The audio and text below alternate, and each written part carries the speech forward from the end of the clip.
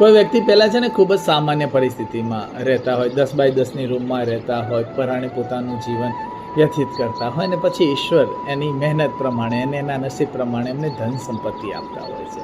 અને આવા લોકો પછી જ્યારે સમાજની વચ્ચે બેસતા હોય છે ને પછી જે વાતો કરતા હોય છે ને, મેં તો બહુ નજીકથી જોયેલા છે.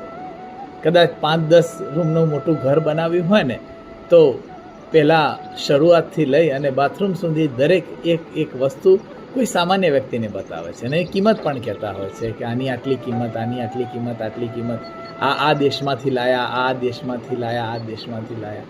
પણ ક્યારેય આ વ્યક્તિઓએ કોઈ પણ વ્યક્તિને એવું નથી કહ્યું કે હું એક ભગવાનની માળા કરું છું, એક ભગવાનને યાદ કરું છું અને આ ભગવાનને મેં અહીંયા આગળ બેસાડ્યા છે. અને પોતાની ધન સંપત્તિમાંથી જ, પોતાના અભિમાનમાંથી જ એને સમય નથી મળતો કે ઈશ્વરને ભજી શકે અને એમાં એની જિંદગી વ્યથિત થઈ જતી હોય છે. હરે કૃષ્ણ.